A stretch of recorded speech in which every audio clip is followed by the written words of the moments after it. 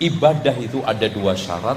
Syarat pertama apa? Benar sesuai dengan petunjuk Rasul, ikhlas. Aku telah berwudu seperti cara Kebenarannya wudumu harus ya sesuai Nabi. dengan petunjuk. Aku telah sholat Allah persis sangat sayang seperti kepada caramu hambanya, sholat. melebihi kasih sayang Apa ibu kata Nabi? kepada anaknya. Qad Ya, ghafarallahu. sangat sayang. Kalau ada ibunya, kalau ada Allah ibu itu telah sangat sayang ampuni pada dosa-dosa. anaknya, maka Allah lebih sayang lagi kepada hambanya.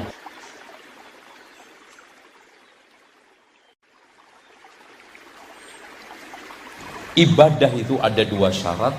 Syarat pertama apa? Benar sesuai dengan petunjuk Rasul, ikhlas. Aku telah berwudu seperti cara Kebenarannya harus wudumu ya sesuai Nabi. dengan petunjuk. Ngejar dunia tapi akhirat juga akan mendapatkan ridho dari Allah SWT. Masya Allah. Terima kasih Pak Ustadz atas waktunya. Terima kasih Pak Zaki. Kami persilahkan untuk segera dimulai. Terima kasih. Assalamualaikum warahmatullahi wabarakatuh. Waalaikumsalam warahmatullahi wabarakatuh. Terima kasih Pak Bayu. Silakan untuk mempersingkat waktu, kita langsung saja ke materi kajian dengan tema mulia dengan bersyukur. Tafadhal Ustaz. Masya Allah, jazakumullah khair buat Bang Zaki. Ana ucapkan ahlan wa sahlan kepada Pak Bayu Setiawan ya, dan kepada petinggi-petinggi yang lainnya. Semoga apa yang dilakukan menjadi pemberat amal timbangan nantinya, atau menjadi pemberat timbangan amal soleh pada hari kiamat nanti. Assalamualaikum warahmatullahi wabarakatuh. Alhamdulillah alladzi bi ni'matihi tatimmus shalihat. Segala puji bagi Allah Jalla Jalaluh yang karena nikmatnya kebaikan-kebaikan menjadi sempurna. Itulah kalimat yang sering diucapkan Nabi alaihi salatu wassalam tatkala mendapatkan nikmat. Dan tatkala beliau terkena musibah, beliau tetap mengatakan Alhamdulillah ala kulli hal. Segala puji bagi Allah dalam semua kondisi. Allahumma salli wa sallim ala sayyidina wa maulana Muhammadin wa ala alihi wa ashabihi ajma'in. Amma ba'd. Jamaah rahimakumullah. Ya, kita melihat pandemi belum berakhir. Sejatinya kita berharap musibah itu segera berlalu. Kita yakin badai itu pasti berlalu. Namun bagaimana kita menyikapi tatkala badai itu masih berkecamuk? Tema kita malam ini adalah mulia dengan bersyukur. Gimana kita mau bersyukur Ustaz? Kita sedang susah Ustaz. Jamaah rahimakumullah, apa sih makna syukur itu?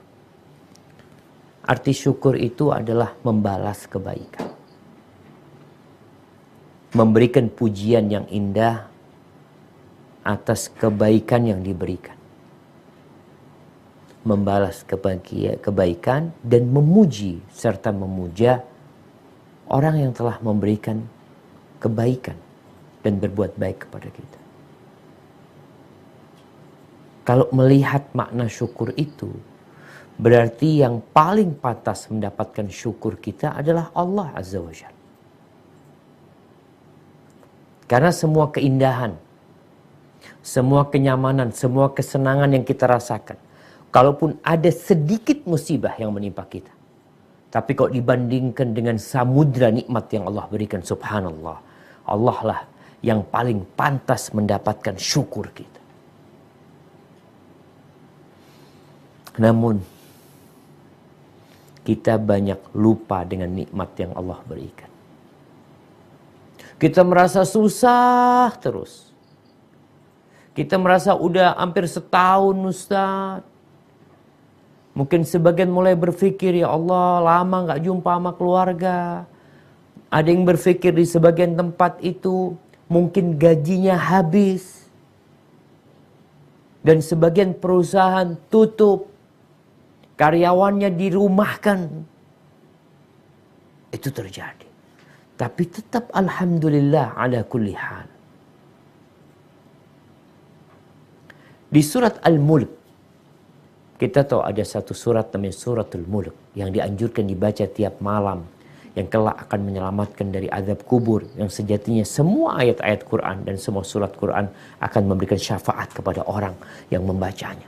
Di ayat 23, Allah mengingatkan kepada kita tentang nikmat yang Allah berikan. Selama ini kita berpikir nikmat itu uang, nikmat itu gaji, nikmat itu kesenangan, makanan yang lezat. Coba kita baca firman Allah di surat Al-Mulk ayat 23. Nah, Qul huwal ladzi ansha'akum wa ja'alakumus sam'a wal absara wal af'idah qalilan ma tashkurun. Katakanlah, dialah yang menciptakan kamu dan menjadikan pendengaran, penglihatan dan hati nurani bagi kamu. Tetapi sedikit sekali kamu bersyukur. sedikit sekali kamu bersyukur. Itu kata Allah Azza wa Jalla. Kadangkala kita kalau dapat rezeki uang, alhamdulillah. Pernahkah engkau duduk mensyukuri nikmat pendengaran yang Allah berikan? Nikmat penglihatan yang Allah berikan? Nikmat jantung yang dapat berpikir? Tidaklah kita melihat orang-orang yang gila. Tapi kata Allah, qalilan ma tashkurun. Sedikit kalian itu bersyukurnya. Ini yang terjadi dengan kebanyakan kita. Dan Allah telah menetapkannya. Oke, urusan COVID-19. Mungkin musibah buat sebagian orang. Dan mungkin bagi sebagian lainnya menjadi pembawa berkah buat dia. Ada. Tapi ada COVID, tidak ada COVID. Dapat gaji, tidak dapat gaji. Di PHK, diberhentikan, Allah masih berikan kepada kita pendengaran. Berapa engkau akan bayar pendengaran kalau Allah ambil? Allah berikan kepada kita penglihatan. Gaji kita, gaji para jamaah ini, mungkin para pegawai di PT PAMA ini, sepanjang hidupnya dia bekerja, kalau dibandingkan dengan nikmat mata, nggak ada apa-apanya. Kalau mungkin engkau kerja 10 tahun, 20 tahun, 30 tahun, mendapatkan uang 30 miliar. Lalu engkau ditawarin, mau 2 matanya diambil, dikasih 30 miliar. Apa yang akan kita akan? Enggak. Tapi kata Allah, qalilan ma tashkurun. Sedikit sekali kalian mensyukuri nikmat yang Allah berikan. Mau nikmat akal yang Allah berikan, hati nurani yang Allah anugerahkan. Diganti dengan uang 1 triliun. Engkau dikasih uang 1 triliun tapi engkau gila. Mau. Kita melihat ada orang-orang yang Allah cabut nikmat hatinya. Sehingga dia jadi berjalan tanpa pakaian. Kadangkala dia adalah bapak yang tidak peduli sama anaknya. Seorang suami yang tidak peduli sama istrinya. Dia berjalan tanpa tujuan kemana-mana. Mau engkau. Dikasih PT PAMA. Diberikan kepadamu, ini milikmu. Tapi akalmu diambil. Kau katakan enggak. Berarti akal ini jauh lebih nikmat daripada harta yang kita dapatkan. Tapi kita selama ini mensyukuri uang aja yang disyukuri. Jamaah rahimakumullah. Ketika iblis diusir dari surga.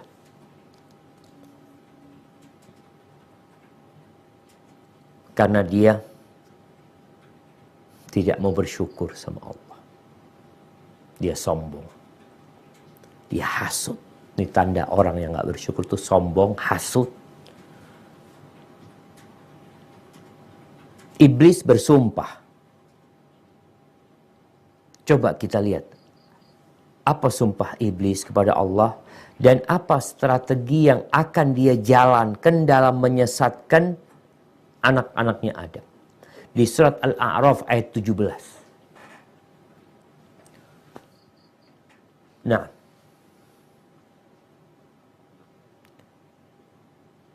Surat Al-A'raf ayat 17. ثم لآتينهم من بين أيديهم ومن خلفهم وعن أيمانهم وعن شمائلهم ولا تجد أكثرهم شاكرين.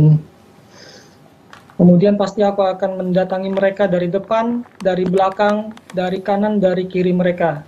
Dan engkau tidak akan mendapati kebanyakan mereka bersyukur. Subhanallah. Target paling tinggi iblis itu bagaimana orang ini tidak bersyukur sama Allah SWT. Dia akan menggunakan segala cara. Dia akan menjadikan manusia ini mengingat musibah dan tidak bersyukur kepada Allah. Tidak mengingat bahwasanya segala fasilitas yang ada pada dirinya itu pemberian Allah Azza wa Jalla.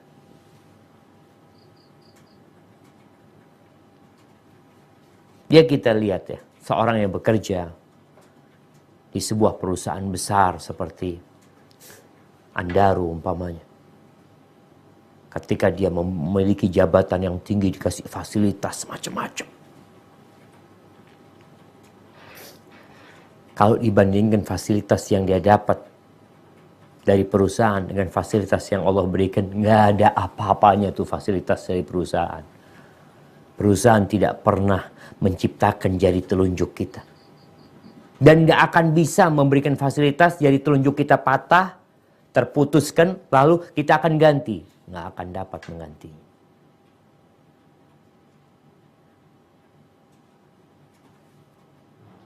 Dan itu yang diinginkan oleh iblis. Kita tidak mensyukuri fasilitas yang Allah berikan. Maka sepertinya iblis sukses menyesatkan sebagian besar anak Adam. Karena Allah Azza wa Jalla tatkala memerintahkan kepada keluarga Nabi Daud, Nabi Sulaiman putranya, kita lihat ya, Masya Allah, Nabi Daud Allah jadikan nabi dan raja. Putranya Nabi Sulaiman Allah berikan segala bentuk kejayaan buat dia. Maka Allah ingatkan, hati-hati dengan semua fasilitas yang Allah berikan itu, engkau lupa sama Allah. Apa kata Allah di surat Saba ayat 13?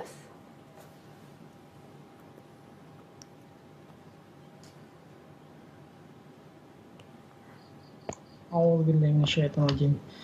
Ya'maluna lahu ma yasha'u min mahariba wa tamathila wa jifanin kal jawab.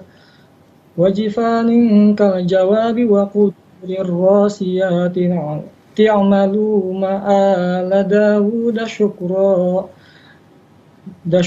wa qalilun min ibadiyasy syakur. Mereka para jin itu bekerja untuk Sulaiman sesuai dengan apa yang dikehendakinya, diantaranya membuat gedung-gedung yang tinggi, patung-patung, piring-piring yang besarnya seperti kolam, dan periuk-periuk yang tetap berada di atas tungku. Bekerjalah, wahai keluarga Daud, untuk bersyukur pada Allah, dan sedikit sekali dari hamba-hambaku yang bersyukur. Masya Allah jemaah. Dulu ya, di masa Nabi Sulaiman tuh, kalau bikin panci besar, itu sesuatu yang sangat menakjubkan. Yang dulu yang bikin tuh jin-jin yang diperintahkan. Kalau sekarang kita lihat, Pama ini, Masya Allah, bagaimana truknya besar-besar sekali. Sehingga mereka bisa melakukan sesuatu yang tidak biasa, yang tidak bisa dilakukan oleh manusia biasa. Allah berikan nikmat itu. Dulu Allah berikan kepada Nabi Daud, keluarga Nabi Daud, yang tentunya lebih daripada apa yang dirasakan oleh manusia sekarang ini. Apa kata Allah? I'malu ala Dawud syukra. Bekerjalah kalian dalam rangka mensyukuri nikmat yang Allah berikan. Beramallah kalian. Tapi kata Allah, wa qalilun min ibadiyasy syakur. Sedikit dari hambaku yang pandai bersyukur. Sedikit. Manusia lebih sering berkeluh kesah. Ya, mengeluh melulu kerjaan. Kalau dikasih nikmat, nggak cerita sama kawan-kawannya. Dikasih musibah, satu kampung, satu perusahaan tahu dia kena musibah. Ini yang menyebabkan dia lupa dengan nikmat yang Allah berikan. Lalu dia nggak mensyukuri nikmat itu. Maka kita harus tahu dengan diri kita. Manusia ini makhluk yang zalim dan bodoh. Makhluk yang suka mendebat. Yang kalau dikasih tahu, dia suka mendebat, suka membantah. Manusia ini makhluk yang lemah. Yang maunya dituruti semuanya. Dan Allah menyebutkan di surat Al-Ma'arij ayat 19:21 tentang kita. Ketika engkau tahu dengan posisi dirimu, kondisi dirimu, harapannya kita dapat memperbaiki diri.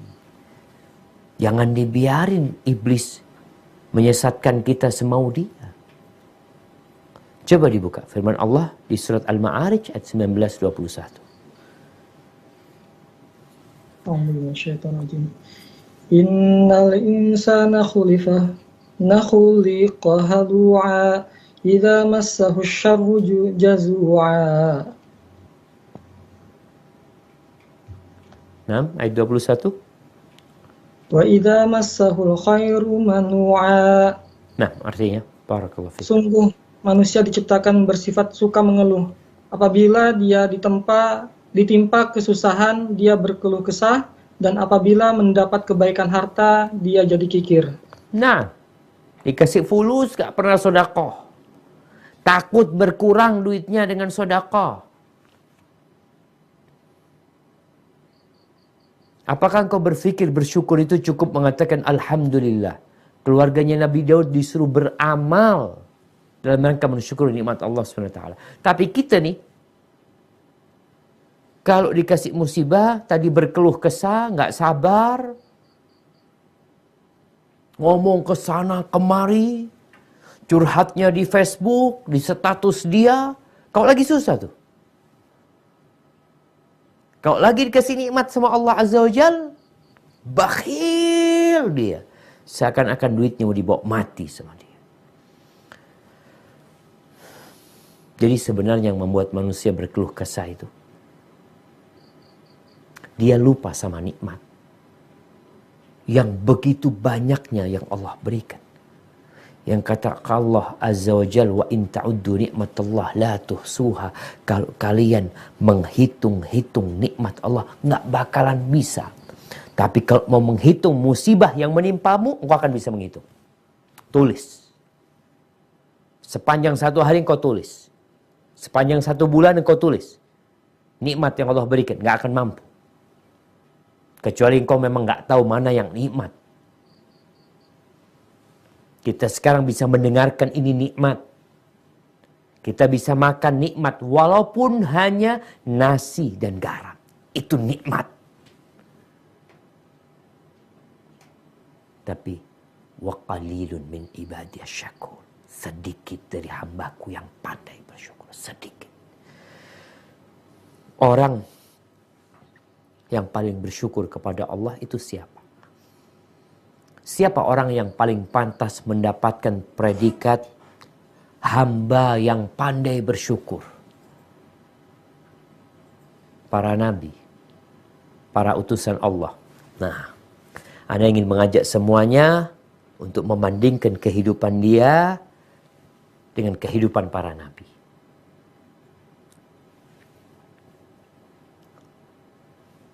Contoh pertama Nabi Ibrahim. Nabi Ibrahim ini Khalilur Rahman. Kekasihnya Allah Azza wa Jalla.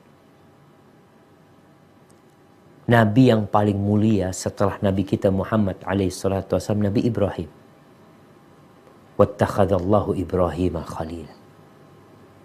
Allah menjadikan Nabi Ibrahim percontohan buat Nabi Muhammad alaihissalatu wassalam dan buat umat Nabi Muhammad.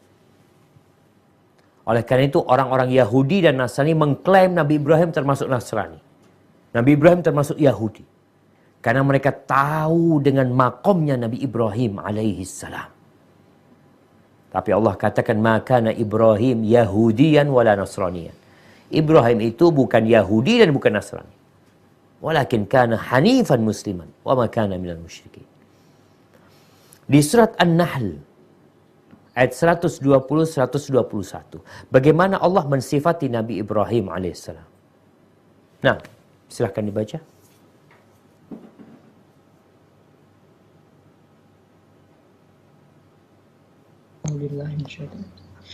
Inna Ibrahim kana ummatan qanitan lillahi hanifan wa lam yakun minal musyrikin.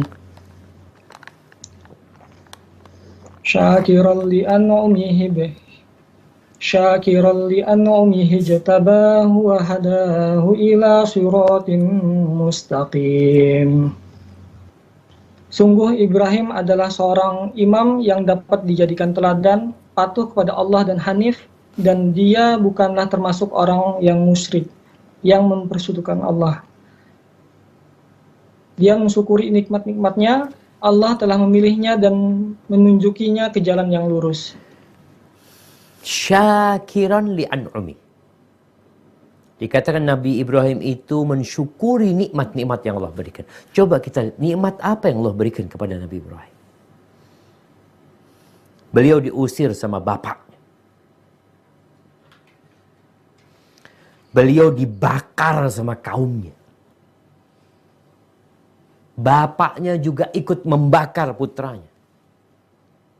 Istrinya pernah digodain sama Raja Namrud, sama salah satu raja yang zalim.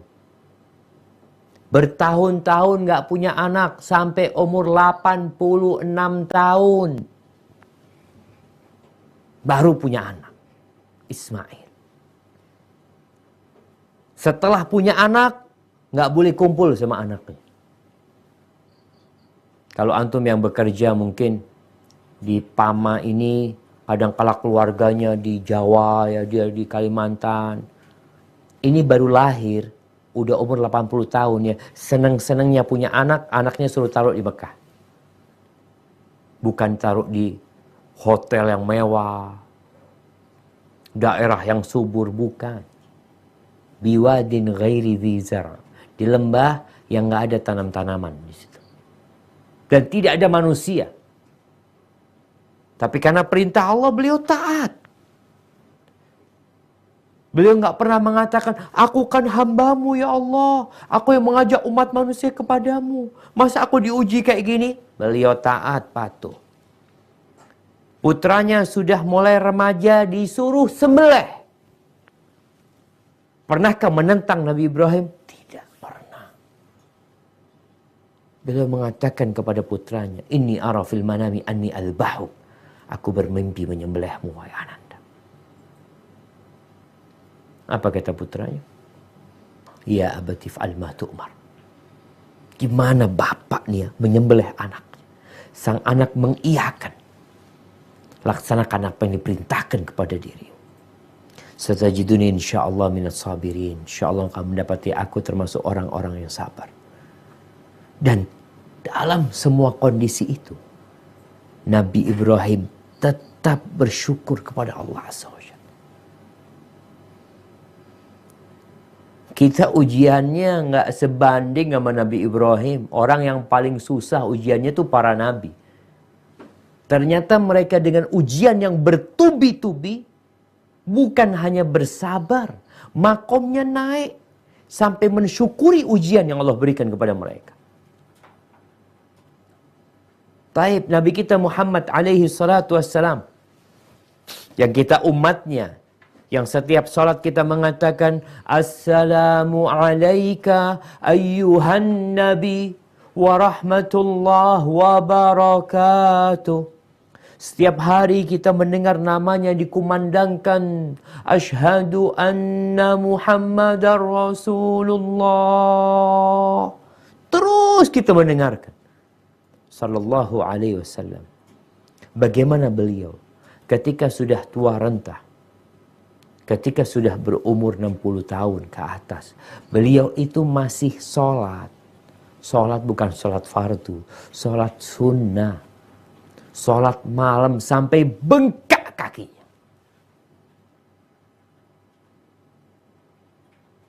Sampai istrinya itu kesian. melihat suaminya beribadah seperti itu. Dia mengatakan, "Ya Rasulullah, qad ghafarallahu laka ma taqaddama min dzambika wa ma ta'akhkhar." Wahai Rasulullah, Allah tuh udah ngampuni dosa-dosamu yang dulu dan yang akan datang. Kenapa engkau seperti ini ibadahnya? Apa jawab Nabi SAW? Afala akun abdan syakura. Apa enggak pantas aku menjadi hamba yang bersyukur kepada Allah Azza wa Jalla? Coba kita teliti kehidupan Nabi ini. Kayak apa sih? Sehingga Nabi bersyukur dengan beramal, sholat sampai bengkak kakinya. Nikmat apa yang Allah berikan dari sisi duniawi yang Allah berikan kepada Nabi SAW? Lahir yatim. Nggak pernah melihat bapaknya. Ditinggal mati ibunya umur 6 tahun. Ini dapat kasih sayang ibu nggak lama. Ditinggal kakeknya umur 8 tahun. Akhirnya dipelihara oleh pamannya. Pamannya miskin. Bukan orang kaya. Sehingga beliau harus bekerja juga. Sebagai pengembala kambing. Kadangkala membantu pamannya berdagang. Menikah dengan janda. Yang jarak umurnya 40 tahun. Ketika menjadi Nabi SAW, subhanallah.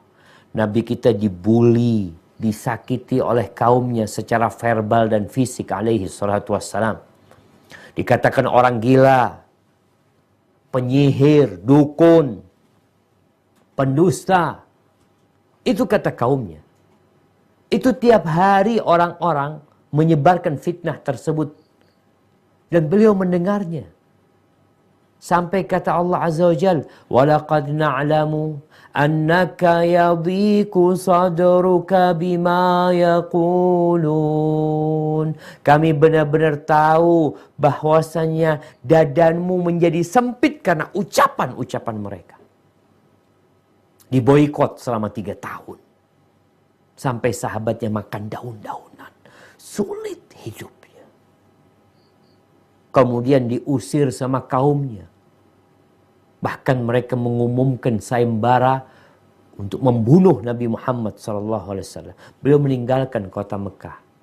Menuju ke kota Madinah. Berhari-hari sembunyi di dalam gua selama 3 hari 3 malam. Kemudian sampai kota Madinah. Oh, tinggal di rumah yang mewah. Rumahnya rumah petak. Hanya 5 kali 5. Itu rumah, dapur, ruang tamu, teras.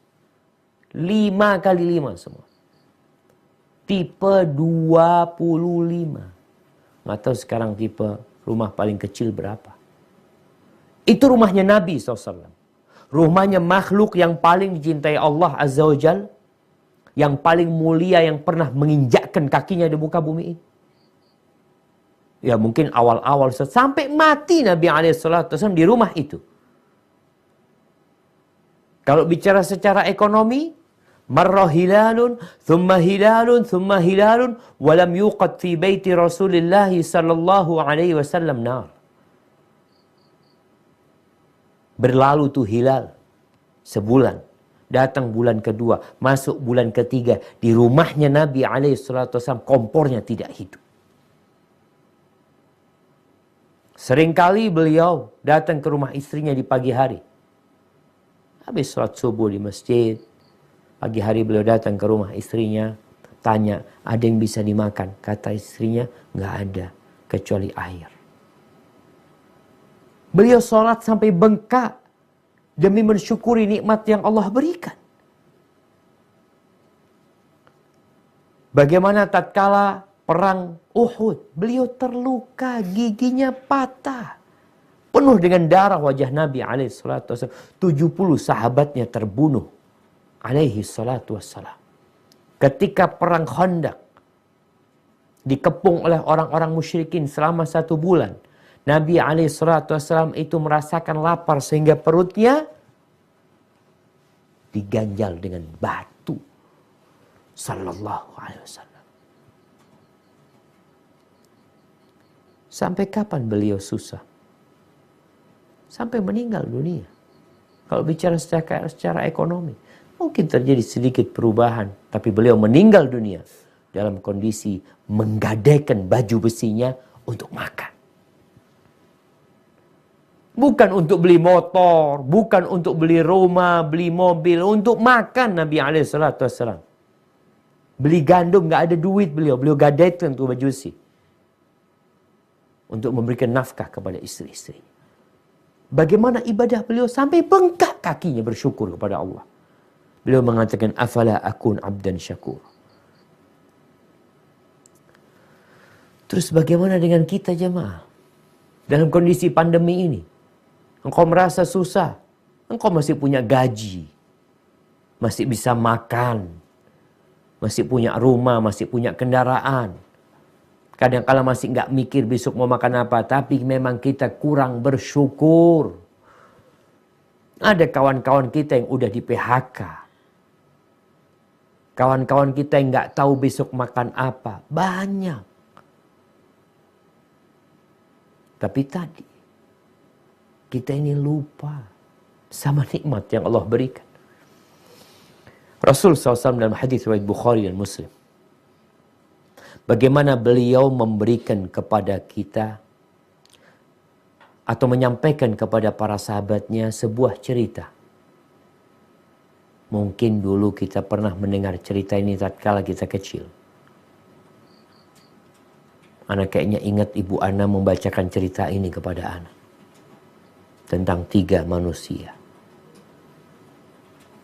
Yang satu dikasih penyakit kulit. Yang menjijikkan.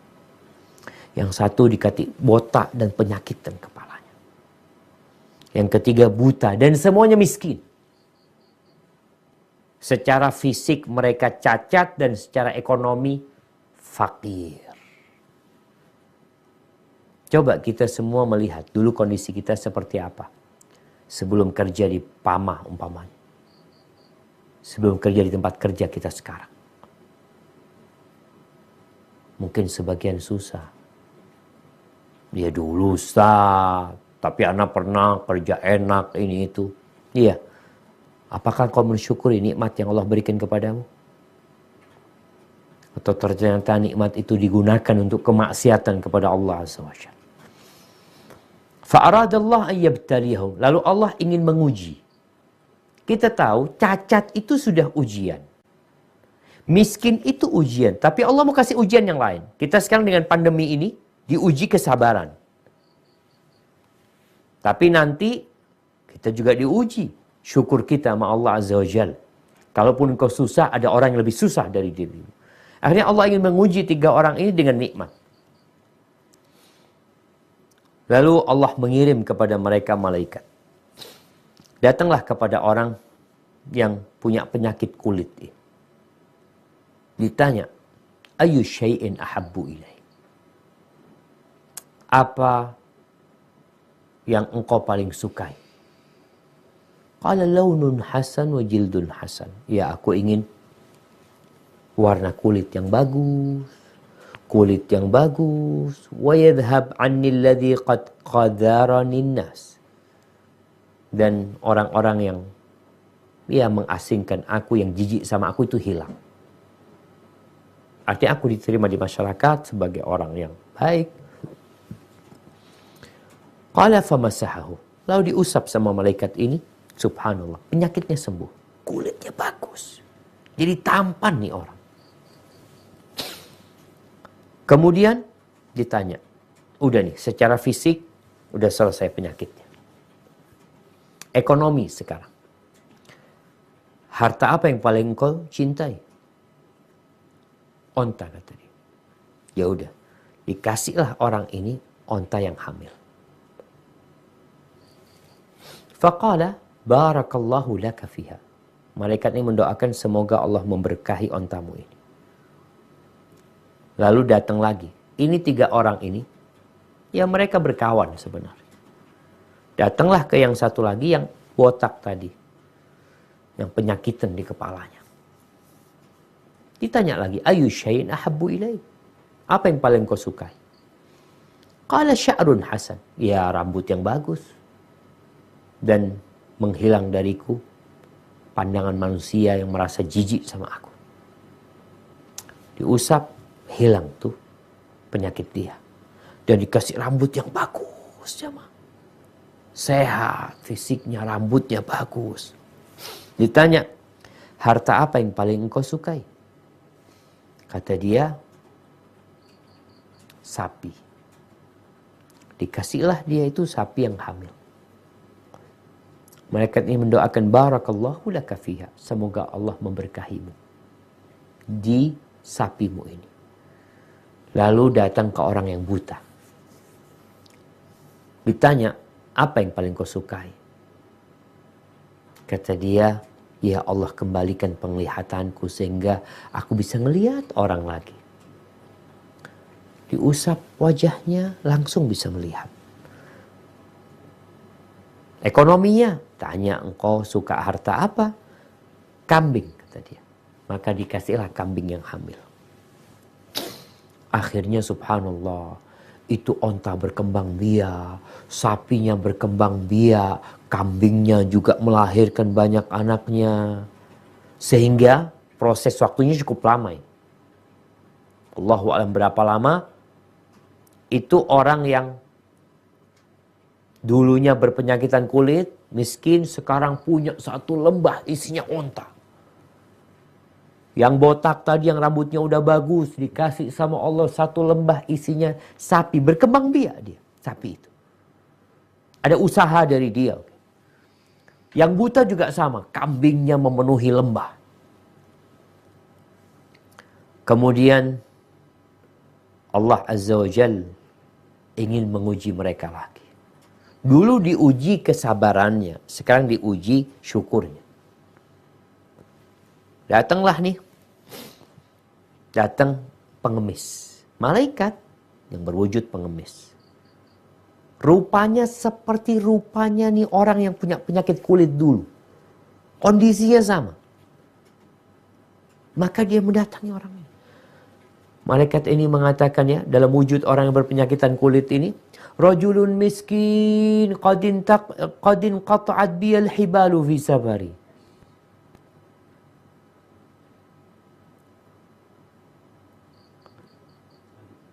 Rajulun miskin. Dia katakan ini orang miskin yang gak bisa melanjutkan perjalanan dalam safarku. Kata dia, fala balagha liyal yawm illa billahi thumma bika. Aku gak bisa melanjutkan perjalananku kecuali ya kalau Allah mudahkan dan aku ya minta tolong sama engkau. Apa kata orang ini? Al-huquq katsira. Aduh, banyak hak-hak yang harus ditunaikan. Gak mau ngasih dia. Gak mau bersedekah. Seakan-akan aduh kalau buat sedekah habis nanti hartanya. Padahal Rasulullah SAW bersumpah, mana qasat sadaqatun min mal. Sedekah itu gak ngurangi harta. Ini orang takut berkurang tuh ontanya. Dulu gak punya apa-apa dia. Sekarang punya banyak. Diminta satu. Pelit dia. Qala lahu. Akhirnya malaikat yang dalam rupa orang yang berpenyakitan kulit ini mengatakan, Ka'anni a'rifuka. Kayaknya aku pernah tahu sama engkau ya. Bukankah engkau dulu yang kena penyakit kulit tadi. Kemudian orang-orang gak suka sama engkau. Engkau dulu miskin. Lalu Allah kasih harta kepadamu. Oh, kata orang ini, salah engkau. Aku dapat harta ini dari nenek moyangku. Artinya, oh aku memang keturunan orang kaya. Kala, ya sudah. In kunta kadziban, kalau engkau dusta dengan omonganmu ini, semoga Allah menjadikanmu seperti engkau dulu. Udah ditinggal. Subhanallah jemaah. Lupa sama nikmat Allah. Lupa kalau dulu engkau itu berpenyakitan juga kayak aku ini. Tapi dia biarkan. Datang kepada yang botak dulu tuh. Dengan rupanya dalam kondisi orang yang botak ini dulu. Sama dia katakan, aku ini nggak bisa melanjutkan perjalanan ya. Aku memohon kepada Allah yang telah memberikan kepadamu rambut yang bagus, yang kau diberi harta. Aku mintalah satu sapimu, supaya aku bisa melanjutkan perjalanan. Sama jawabannya, oh banyak hak-hak yang harus ditunaikan. Jangan bawa mengeluarkan uang. Gak mau sodakoh nih. Apa kata malaikat dalam wujud manusia ini? Dia mengatakan, oh kayaknya aku tahu sama engkau. Diingatkan orang ini. Diingatkan. Artinya Allah tidak langsung memberikan adab kepada dia. Allah mengingatkan dia. Kayaknya aku tahu sama engkau. Bukankah engkau dulu yang botak itu? Yang orang-orang jijik sama engkau? Engkau juga miskin dulu. Terus Allah berikan kepadamu nikmat. Jawabannya sama. Aku ini mewarisi ini dari ayahku, dari orang tuaku. Jadi memang keturunan orang kaya maksudnya dia. Orang yang rambutnya bagus, biasalah orang kaya dengan penampilan yang bagus. Apa kata malaikat ini? In kunta kadiban. Kalau engkau berdusta, semoga Allah menjadikan engkau seperti engkau dulu. Ditinggal. Datang ke orang yang buta ini.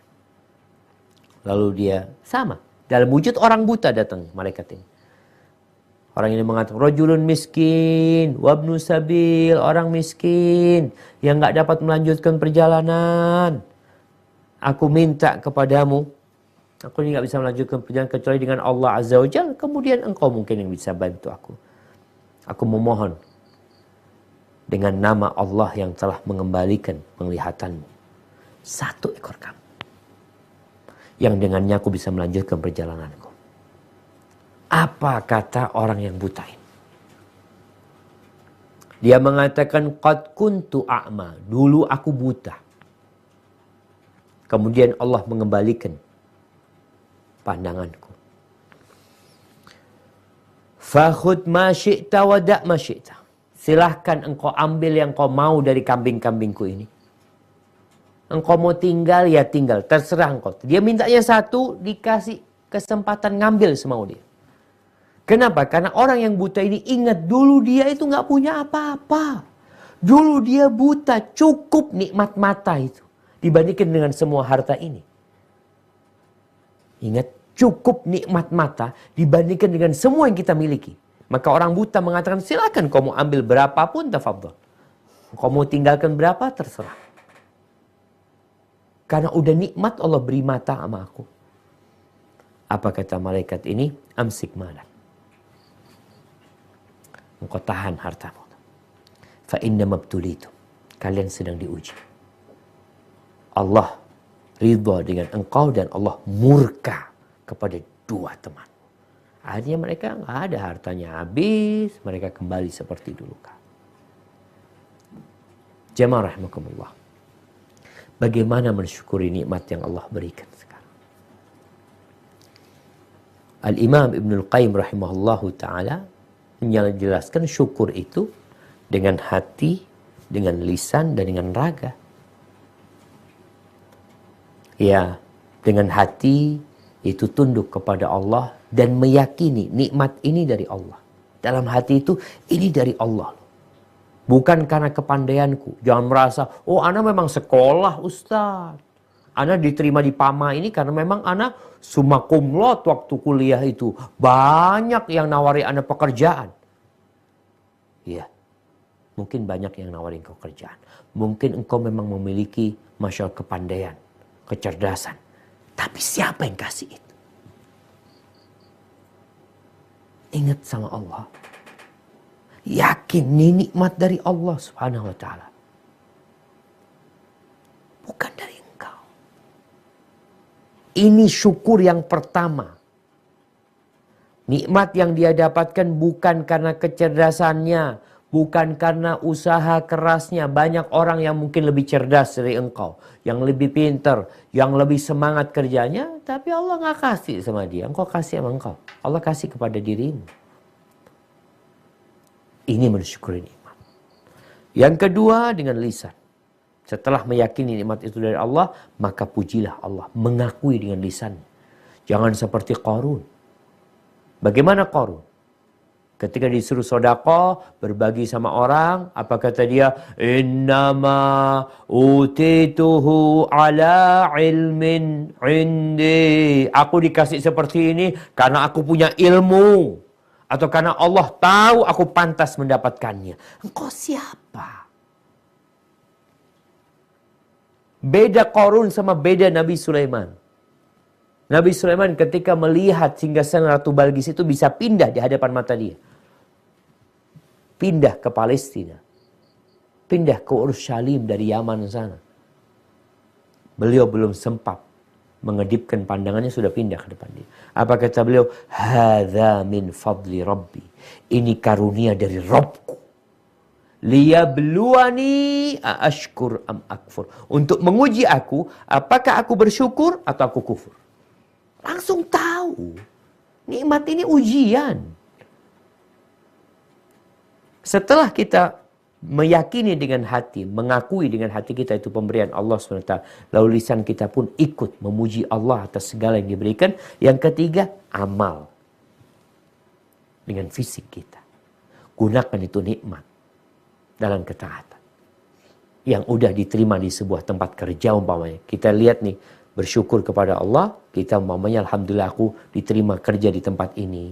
Kerjalah yang baik. Itu sebagai bentuk syukur kepada Allah Azza wa Jalla.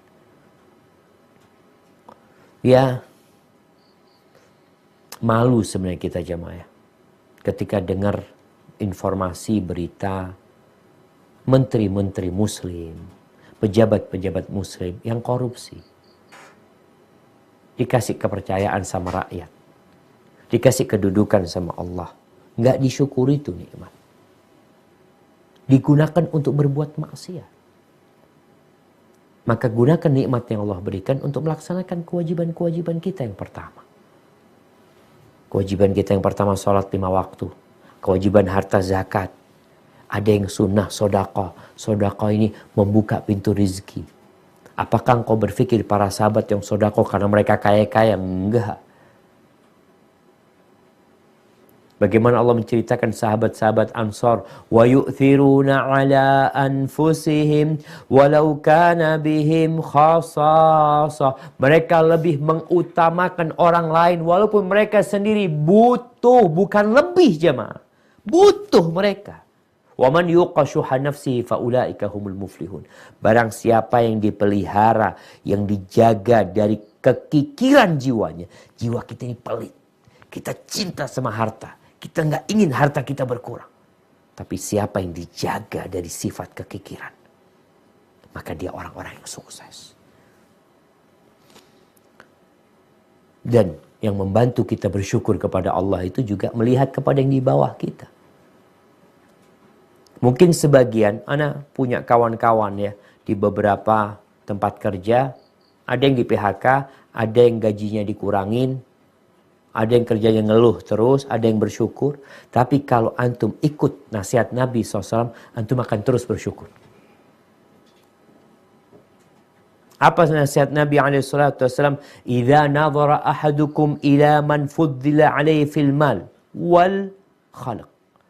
Barang siapa yang melihat orang lain yang mendapatkan nikmat lebih dari dia, secara ekonomi lebih mapan, secara fisik lebih bagus, falyandur ila man huwa asfala min. Hendaklah dia melihat kepada yang di bawahnya. Kalau secara fisik kita mungkin melihat, ya Allah ada fulan yang ganteng, fulan yang tinggi, fulan yang gagah, kok ana cacat, antum lihat kepada yang di bawah antum, antum akan bersyukur. Secara ekonomi juga seperti itu. Ada banyak manusia yang jauh lebih susah daripada kita. Secara ekonomi. Yang mungkin hidup di tenda-tenda. Di tempat-tempat pengungsian. Yang mereka menunggu besok mau makan apa nggak tahu. Kita lihat tuh. Ada tukang-tukang beca. Yang dia kerja malam untuk makan besok hari. Dia gayo becaknya. Buat makan.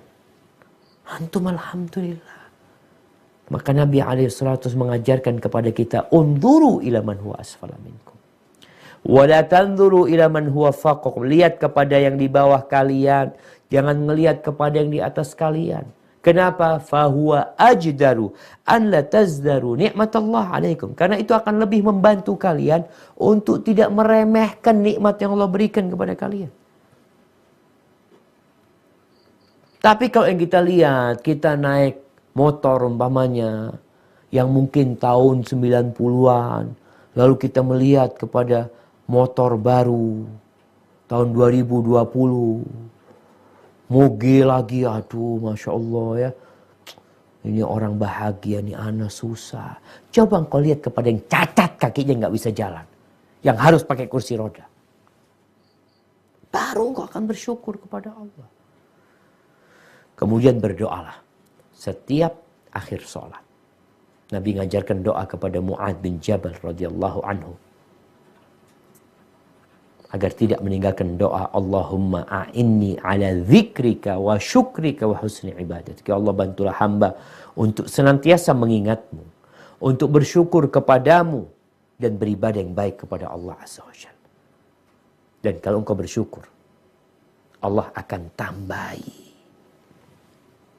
Engkau berbagi, Allah akan tambahi. Bagaimana cerita Ibrahim bin Adham dengan muridnya Syaqiq al-Balkhi. Ketika sang guru tanya sama muridnya, gimana engkau menghadapi dunia ini? Kata muridnya nih, idza utitu akaltu. Aku kalau dikasih nikmat ya aku makan. Kalau nggak dikasih ya sabar. Makan sabar. Dapat nikmat dimakan, nggak dapat ya sabar. Apa kata sang guru? Hakadha ta'malu kilabu balkhin indana. Oh, anjing-anjing di kampung Balakh itu sama kayak gitu. Sifatnya sama. Kalau dikasih dilempar daging, lempar tulang, makan dia. Nggak dikasih ya sabar dia. Sang murid lalu tanya, bagaimana engkau? Kata sang guru, idza utitu athartu. Kalau aku dikasih nikmat sama Allah, aku akan berbagi.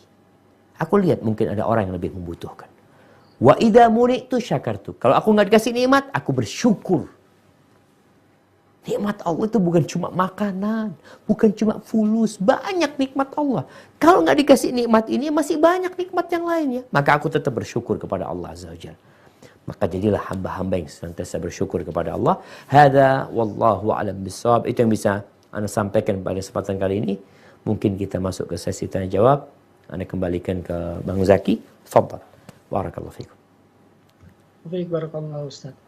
Baik, silakan pada Bapak sekalian yang berhadir di Teams, jika ada pertanyaan bisa langsung untuk menyampaikannya.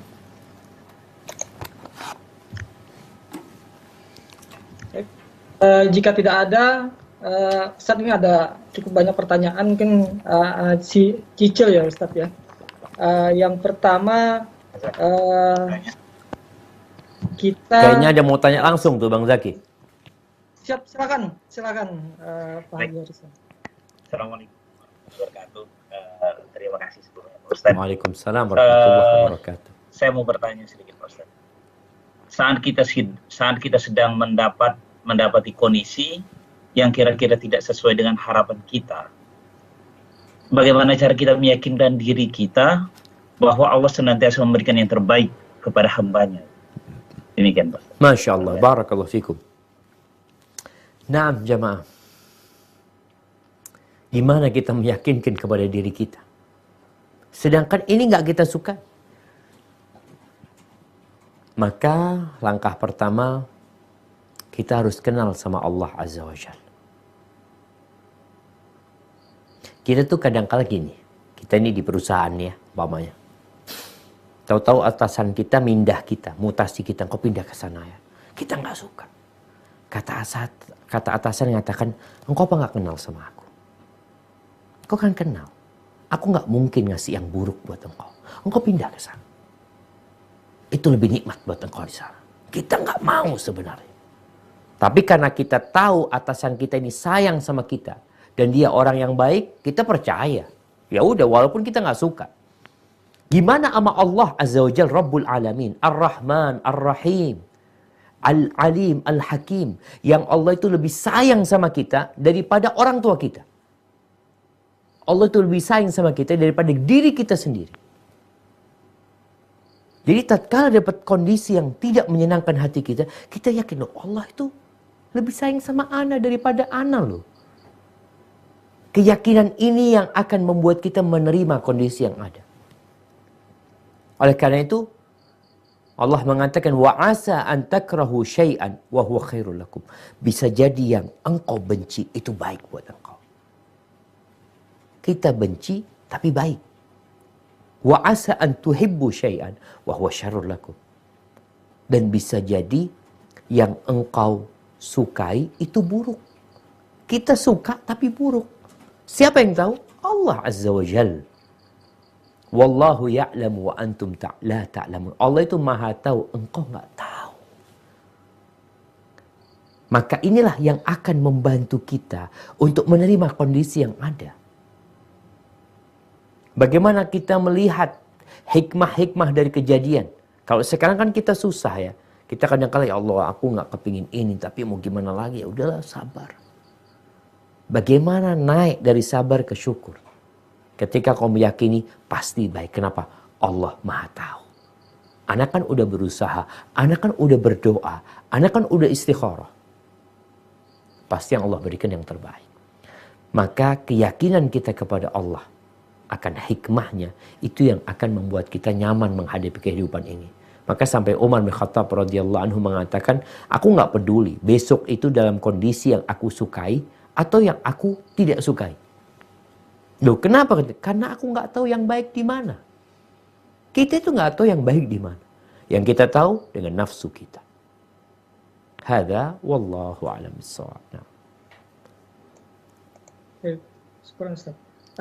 Saya lanjutkan dulu untuk pertanyaan yang sudah masuk di WhatsApp. Yang pertama, Ustaz, bagaimana hukumnya seorang pemimpin yang tanda petik kita memaksa anak buah atau anggota kita untuk bersyukur seperti yang disebutkan di Al-Ma'arij bahwa kita jangan sampai menjadi kikir, dan hikmahnya itu adalah yang bisa kita ambil, kita mengajak orang lain dengan bersedekah. Namun ini kita sedikit paksa agar kawan-kawan bisa melakukan bersedekah melalui potong gaji, Ustaz.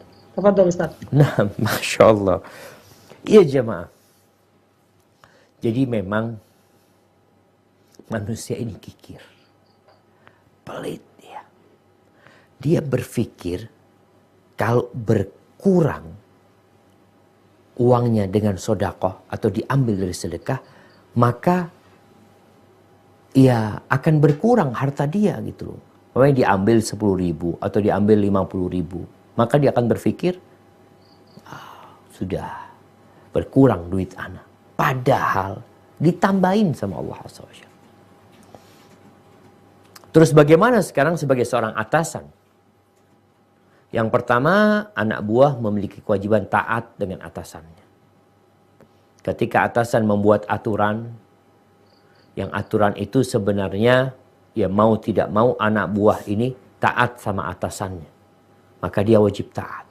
Tapi kalau dalam perkara itu dia nggak wajib taat, maka juga ya kadangkala atasan ini nggak boleh memaksa. Tapi dia perlu memberikan edukasi kepada mereka. Kalau memang tadi dia tidak punya wewenang di sana gitu loh. Tapi ada wewenang potong gaji. Potong gaji untuk ini, untuk itu. Ya perusahaan melakukan pemotongan itu mau nggak mau kita taat dan patuh gitu loh. Apalagi ini untuk kebaikan. Namun kalau itu bukan kewenangan dia untuk memotong gaji untuk sedekah umpamanya, maka tidak boleh ada pemaksaan di sini. Tapi kalau itu hak dia sebagai atasan, tidak ada masalah dia memotong gaji. Dan cuma yang penting jamaah adalah memberikan pencerahan kepada mereka bahwa sedekah itu nggak ngurangin harta. Pernah melihat orang miskin karena sedekah? Subhanallah. Anda ingat dengan kisah seorang jemaah haji. Kalau nggak salah dia dari Kediri apa dari Madiun, lupa. Dari Kediri insya Allah. Ketika anak tanya, orangnya biasa-biasa aja. Anak tanya sama dia, Bapak udah berapa kali haji? Kata dia, ini yang ketiga kali Ustaz. Dan semuanya haji plus. Masya Allah. Gimana ceritanya kata dia? Waktu anak haji pertama sama istri, anak ngomong, nanti kalau pulang, udahlah kalau kita punya rezeki, kita cari amalan lain, kita bangun masjid, kata dia. Oh iya sudah. Subhanallah kata dia. Anak pulang Ustaz, haji, alhamdulillah Allah kasih rezeki, anak bangun masjid Ustaz. Selesai bangun masjid, Allah kasih rezeki lagi sama kita Ustaz. Berangkat lagi kita haji yang kedua. Ketika haji kedua itu, anak ngobrol lagi sama istri, nanti kalau kita pulang kita mungkin, kalau punya rezeki, kita aspal jalan di kampung kita. Pulang dikasih rezeki, di aspal tuh kampung. Selesai ngaspal jalan kampung, dikasih rezeki lagi. Kemudian, ini haji yang ketiga. Subhanallah. Jadi memang kalau bicara zakat maka wajib diambil. Wajib dipotong itu kalau bicara zakat ya. Karena dulu Nabi SAW mengutus orang untuk mengambil secara paksa. Yang tidak mau bayar zakat diperangi pada waktu itu. Tapi kalau sedekah sunnah memang tidak bisa dipaksakan. Harus ada bagaimana kita menumbuhkan kepada orang-orang itu. Ayolah. Sehingga mungkin nanti bisa dengan cara ya mengisi apa? Formulir lah. Siapa yang mau dipotong ya. Gajinya untuk sedekah. Sambil dikasih penjelasan. Sedekah itu membuka pintu rizki. Bukan malah ngurangin rizki. Mungkin secara nominal berkurang. Tapi secara berkah bertambah engkau. Dan buktikan hal itu. Hadza wallahu a'lam bishawab. Nah. Barakallahu fiik Ustaz. Silakan jika ada yang ingin menanyakan secara langsung.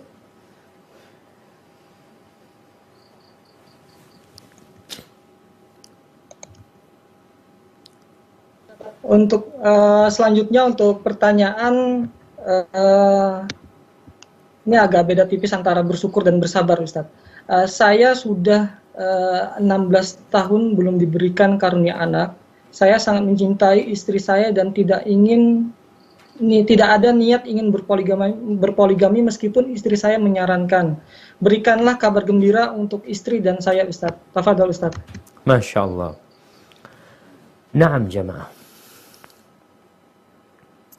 Kalau bicara anak ini kata Allah Azza wa Jal, al-mal wal banun zinatul hayatid dunya. Anak dan harta atau harta dan anak itu perhiasan kehidupan dunia. Wal baqiyatus salihatu khairun 'inda rabbika thawaban wa khairun amala. Tapi amal soleh, kalimat-kalimat pujian buat Allah, ucapan subhanallah, walhamdulillah, wa la ilaha illallah, Allahu akbar. Itu lebih baik di sisi Allah dan lebih diharapkan daripada anak dan harta. Maka bersabarlah engkau. Kalau memang tadi engkau tidak ada niat untuk berpoligami, engkau memilih untuk bersabar. Dan Allah Azza wa Jalla mengatakan innama yuwaffas sabiruna ajrahum bighairi hisab. Allah sempurnakan pahala buat orang-orang yang sabar itu tanpa perhitungan. Enggak dihitung pahala buat mereka. Asalkan bersabar menerima takdir Allah Azza wa Jalla. Bagaimana Nabi Zakaria. Beliau bersabar menunggu anak dan beliau tidak menikah lagi. Terus sampai tua renta tetap berdoa minta anak. Tetap berdoa minta anak. Bagaimana Allah ceritakan di surat Maryam.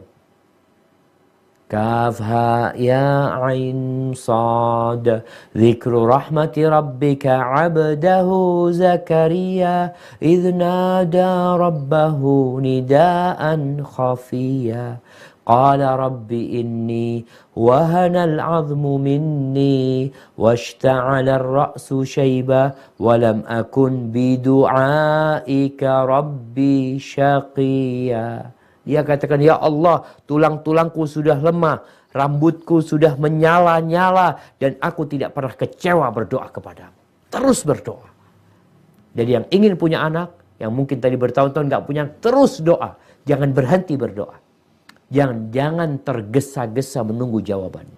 Kalau engkau memang tadi nggak mau poligami, terus berdoa minta sama Allah SWT.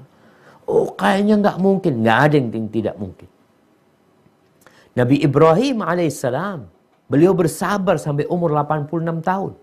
Nggak punya anak, hidup sama Sarah. Tapi kemudian Sarah mempersilahkan Ibrahim untuk menikahi budaknya. Dikasih anak Ismail. Tapi yang jelas bersabar itu di mana seorang laki-laki, para ulama menjelaskan seorang laki-laki yang tidak melakukan poligami demi menjaga perasaan istrinya, maka insya Allah dia akan mendapatkan balasan dari Allah Subhanahu wa Ta'ala. Dan sebenarnya semua ujian, yang dikasih anak diuji, yang tidak punya anak diuji. Dan berbaik sangka sama Allah. Mungkin Allah tidak memberikan anak kepadamu karena Allah ingin memberikan peluang yang lainnya untuk berdakwah. Mungkin ya, anak itu akan membuat orang tuanya jadi bakhil.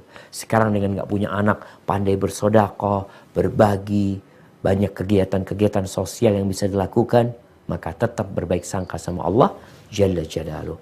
Hada wallahu a'lam bissawab. Barakallahu fiik Ustaz. Baik, silakan jika ada yang ingin bertanya langsung kepada Ustaz. Boleh Pak, Mas Jaki. Silakan Pak Yose. Tafadhol. Ya. Assalamualaikum warahmatullahi wabarakatuh.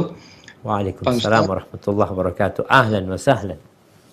Salah satu nikmat yang terbesar bagi kita umat Islam ini adalah nikmat iman, Pak Ustadz. Nah, mohon nasihatnya Ustadz, bagaimana kita mensyukuri dan menjaga iman kita tetap kuat di dalam hidup yang tadi sudah sampaikan Pak Ustadz, yang hidup ini banyak cobaannya juga banyak ujiannya. Syukran jazakallahu khair Ustaz. Masya Allah. Nah, jemaah.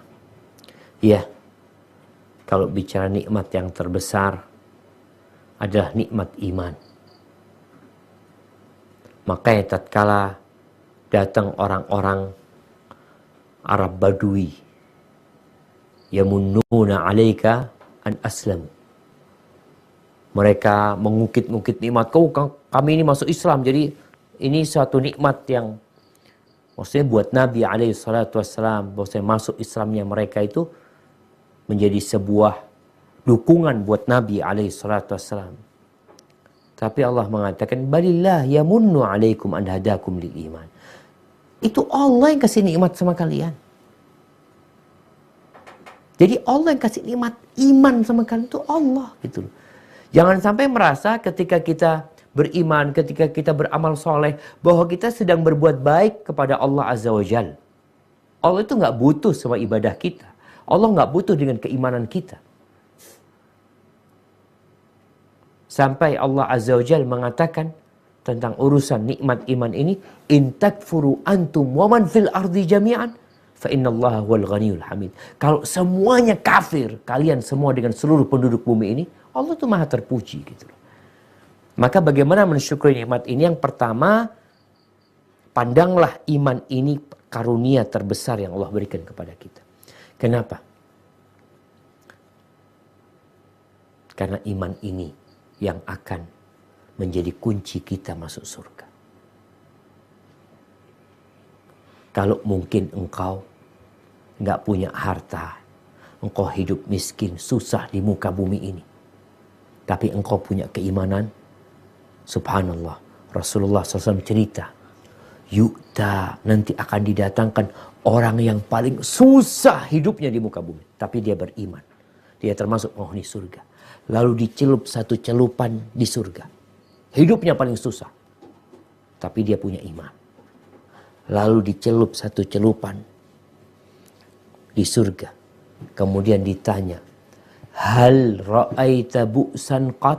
Apakah engkau pernah melihat kesusahan dalam hidupmu? Hal marra bika bu'sun qat? Engkau pernah lewat dalam hidupmu kesulitan? Kata orang ini, la ya Rabb, demi Allah enggak pernah aku melihat kesusahan. Padahal dia orang paling susah hidup di dunia.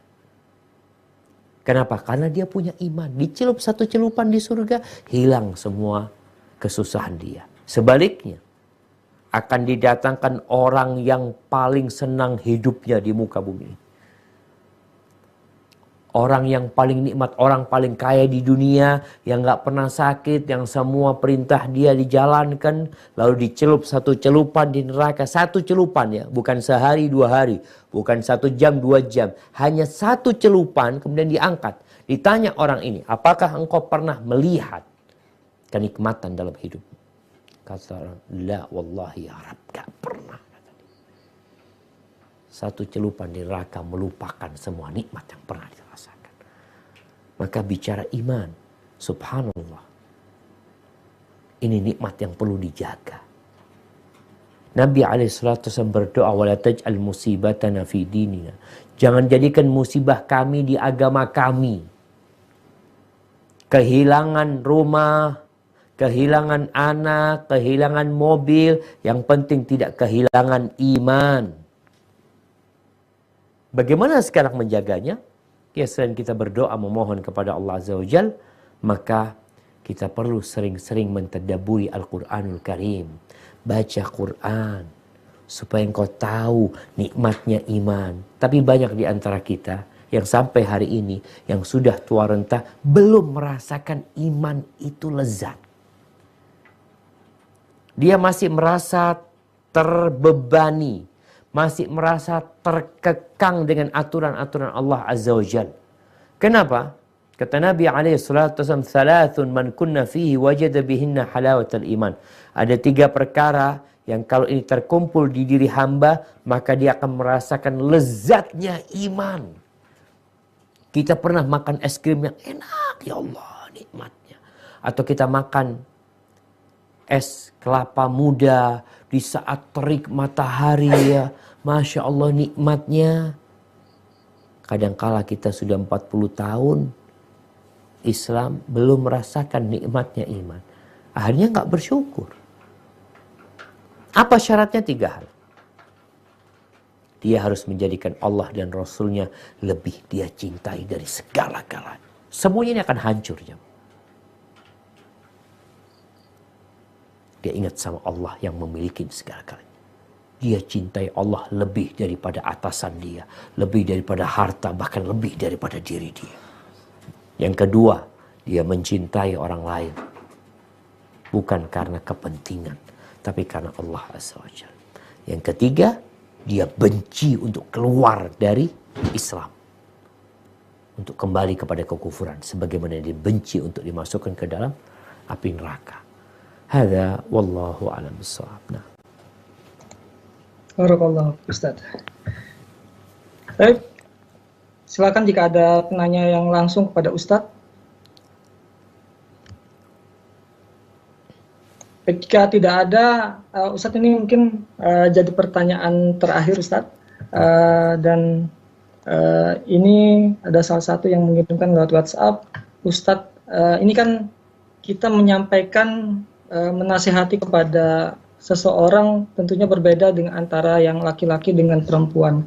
Nah, ini pertanyaannya adalah istri saya terkadang meminta sesuatu untuk berhias maupun beli sekunder lainnya. Namun saya memberikan ucapan gembira dengan qanaah atau bersyukur puas dengan yang sudah diterima dengan istri. Mohon masukannya Ustadz agar bisa memberikan pesan lebih lapang kepada istri. Nah, iya jemaah. Jadi memang kalau kita bicara manusia itu nggak ada puasnya. Dikasih 1, kepingin 2. Kasih 2, kepingin 3. Kalau dia punya 1 rumah isinya emas rantakan. 1 rumah ya. Rumah dia 10 kali 10 itu isinya emas rantakan dari bawah sampai ke atap 3 meter. Kira-kira dia merasa cukup? Dia kepingin punya 2 rumah isinya emas. Dikasih 2, kepingin 3. Terus apa yang membuat manusia puas? Kuburan, mati, selesai. Maka bagaimana sekarang agar kita qanaah tadi? Menerima apa yang Allah berikan. Irda bima qasamallahu lak. Ridhalah dengan apa yang Allah berikan kepadamu. Engkau akan jadi orang yang paling kaya di muka bumi ini. Kekayaan itu bukan dengan banyaknya harta benda. Jadi kalau kita melihat Nabi SAW secara ekonomi, beliau memang nggak punya. Tapi kalau secara kekayaan, beliau orang yang paling kaya di muka bumi ini. Karena beliau qanaah, menerima dengan apa yang Allah berikan. Laisal ghina an kathratil ard. Kekayaan itu bukan dengan banyaknya harta benda ya. Tapi kekayaan itu, kekayaan jiwa. Al-Imam Syafi'i pernah mengatakan, idza kunta dha qalbin qanu', kalau engkau memiliki hati yang menerima, fa anta wa malikud dunya sawa, maka engkau dengan raja yang paling kaya di muka bumi ini sama. Nah, sekarang bagaimana? Kembali kepada pertanyaan tentang istri. Suami ini nggak boleh pelit sama istrinya. Kalau yang dibutuhkan istri itu dia mampu memberikannya, maka berikan. Karena sebenarnya yang dia berikan kepada istri, kalau sang suami mengharapkan keridhaan Allah SWT, dan yang diminta istri sesuatu yang boleh buat dia, tidak bertentangan dengan agama, dan suami juga mampu, engkau niatkan mengharap keridhaan Allah SWT, engkau dapat pahala. Jadi kalau istri membutuhkan sesuatu yang memang ya dia mampu, kemudian tidak berlebih-lebihan juga sebenarnya. Mungkin kebutuhan sekunder tapi tidak berlebih-lebihan. Memang ia ingin berhias umpamanya, maka nggak ada masalah. Tapi juga sang suami ini perlu mendidik istrinya untuk qanaah. Kadangkala yang menyebabkan dia seperti itu, kepingin ini, nggak ada berhentinya. Karena melihat kepada yang di atas. Kawannya punya ini, kawannya baru beli ini. Maka ini fitnah sekarang jemaah. Fitnah sekarang ini, kita di rumah, kita bisa melihat semua kemewahan dunia. Dulu, orang itu kalau mau lihat kemewahan dunia harus ke pasar. Dia ngelihat ini, ngelihat itu, macam ke mall ya. Sekarang nggak di rumah. Kamu ngelihat mobil yang mewah-mewah di rumah tinggal dilihat. Maka bagaimana mendidik istri untuk qanaah ini? Dengan melihat orang-orang yang susah hidupnya. Suami umpamanya, dia lagi baca berita tentang orang yang gak punya rumah, yang cacat kakinya. Kasih tahu, istriku coba lihat, ya Allah kesian ya dia ya. Kalau kita punya rezeki kita kirim ke dia. Jadi kita bagaimana mengarahkan istri untuk melihat kepada yang di bawah. Agar dia tadi tidak membeli sesuatu yang sebenarnya tidak diperlukan gitu loh. Apalagi kalau kita bisa berbagi dengan orang lain. Ajak istri sekali-kali ke kuburan. Untuk melihat orang-orang yang telah meninggal dunia. Nggak ada yang dibawa. Oleh karena itu Nabi SAW subhanallah. Beliau itu menekankan kepada wanita untuk sedekah. Tasaddaqna, kalian bersedekahlah. Aku melihat kebanyakan kalian di neraka. Itu kata Nabi SAW. Akhirnya para perempuan itu melepas antingnya, melemparkan gelangnya. Karena mereka takut. Maka ini yang perlu ditanamkan di diri istri. Tapi sebagai seorang suami jangan jadi suami yang bakhil ya. Sedangkan engkau mampu. Ada perkara-perkara yang memang boleh. Dan mungkin diperlukan oleh istrinya untuk berhias, untuk bersolek. Tapi jangan sampai akhirnya istrinya jadi budaknya dunia. Udah punya tas, kepingin tas lagi, sampai rumahnya jadi etalase tas semuanya. Sepatunya istri harus sama dengan warna tasnya. Bajunya harus sama dengan warna tasnya. Kadangkala ya menjadi budak dunia. Jangan sampai, selamatkan istri kita dengan cara tadi melihat kepada yang di bawah, ajarin doa juga. Coba istriku baca doa ini. Allahumma a'inni ala dzikrika wa syukrika wa husni ibadatik. Hada wallahu a'lam bissawab. Nah. Barakallahu fiik Ustaz. Baik, memang untuk kajian ini memang cukup banyak intisarinya Ustaz.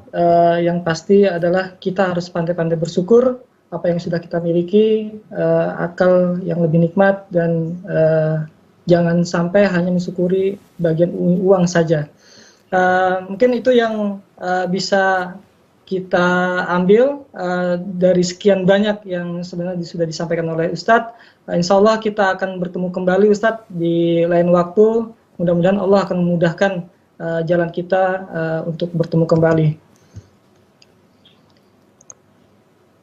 Baik, sebelum kita tutup, mari kita baca doa kafaratul majelis. Subhanakallahumma bihamdika asyhadu an la ilaha illa anta astaghfiruka wa atubu ilaik. Assalamualaikum warahmatullahi wabarakatuh. Waalaikumsalam.